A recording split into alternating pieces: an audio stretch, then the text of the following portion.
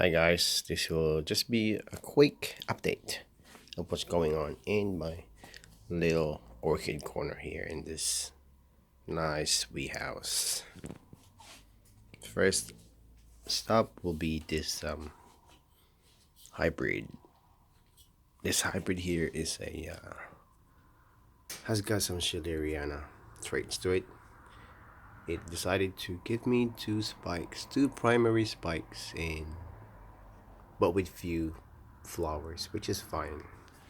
As you can remember from my previous video, this was the first one I experimented with the semi-hydroponic, and it's working really well. I've got tons and explosion of roots in there, and it's really happy with it. Since then, it's just giving me good growth. The leaves are fine. They're not limpy anymore at all.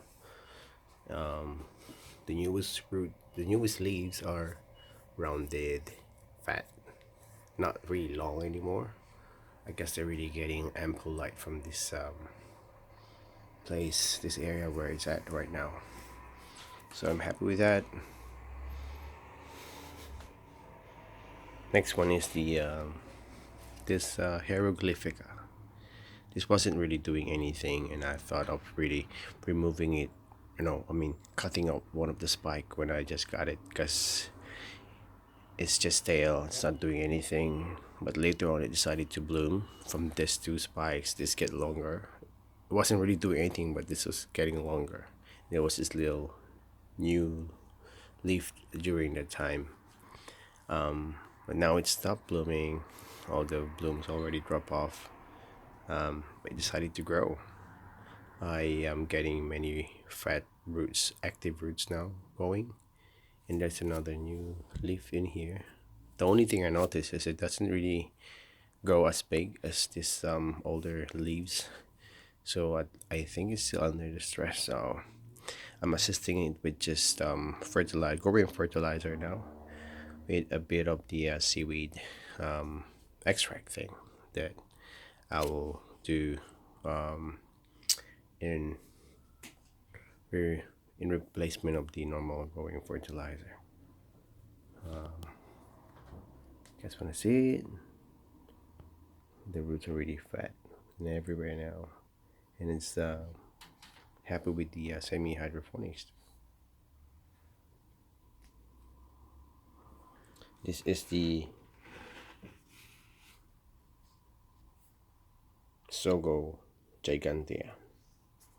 They said it won't really grow as big as the gigantea, but for a couple of months now, almost 6 months already, um, it's on its second stage growth, I guess, because this newest one is really big.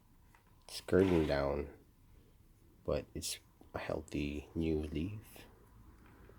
Get good growth of roots going around in the pot. Special case with this one is I need to let this dry a bit before I water it again. It doesn't look so happy whenever I I'm leaving it on the wet side. So happy for that. This is a seedling, and then it's already on its new next stage, so I'm happy about it. It survived under my care. This was the mini file that I've got during New Year. It was in bark, and I transplanted it in here in this media, semi-hydroponic. And by far, this is one of the happiest, cleanest, nice result that I got on this way of potting. Notice the explosion of roots are everywhere, and it's just happy. There's a new spike. Might have to move it somewhere else so I can let it grow freely anywhere I wanted to. And I love how the foliage is sitting nicely at the right place. Yeah, let's move on. This was my first one in here, so you guys can remember. This was the yellow flower. I've got this leaves here that grow so big. This was the biggest I had from these older ones. This was the biggest before, but from here, the newest after it is really huge. This happens when I started using this indoor fertilizer, which I don't really give a lot of dosage, but I think it's loving it. It's getting the right nutrients from it, so it gives me good result. A little bit too big though, but it's good.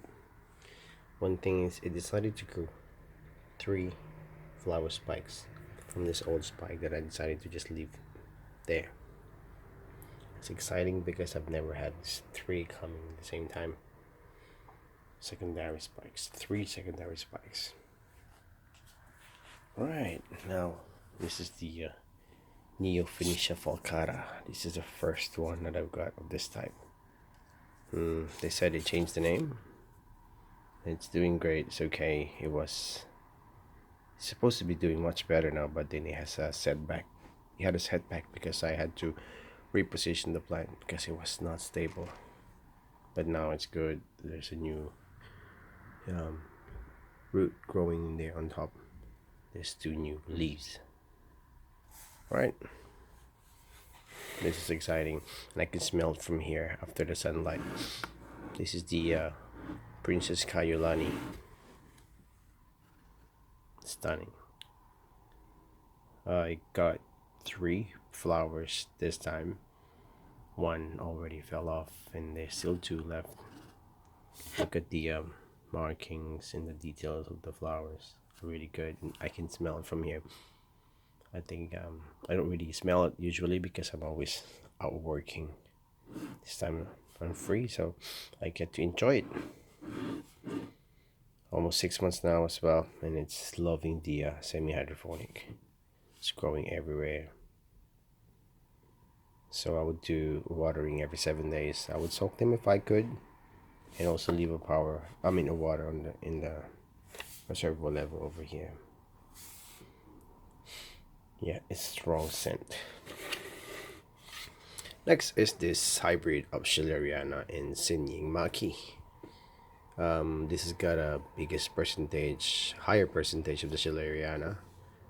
You can see it from the foliage.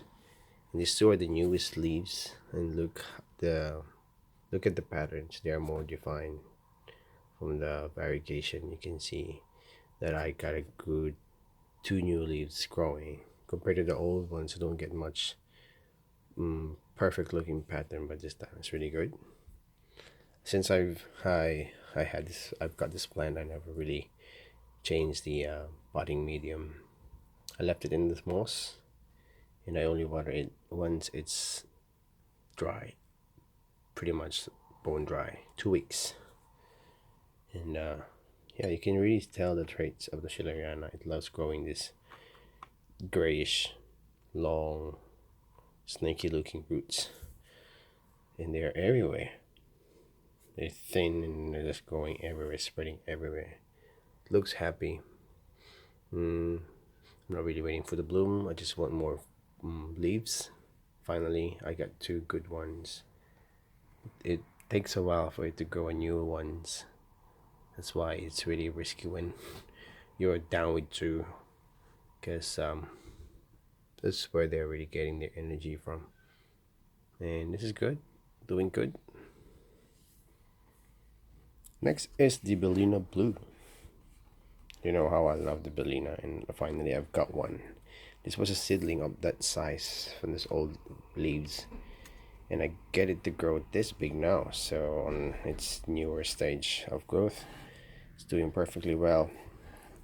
Still using the semi-hydro way, doing well in this glass jar.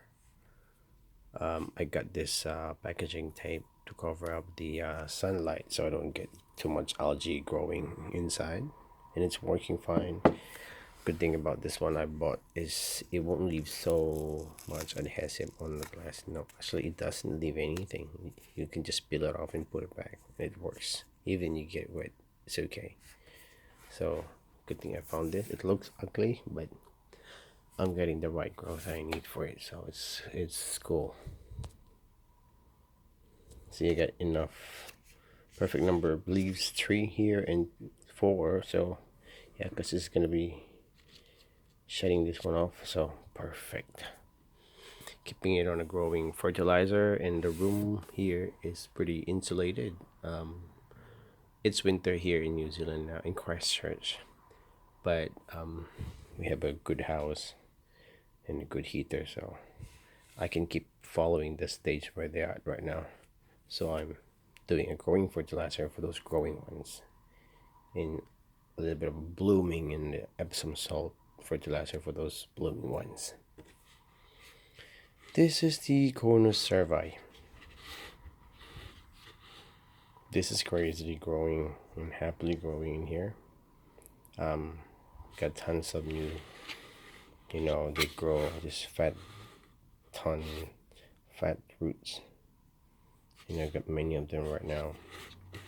And since I got this plant, I think I already have 1, 2, 3, 4, 5 leaves under my hair, and it's giving me really, really steady, healthy, good result.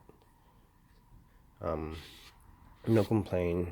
Same cycle, watering and fertilizing, since it's not flowering at all, and it's super happy. Good. That is about it. These are the main ones that I have in this house, and they love the place and they are doing well. Thanks, guys.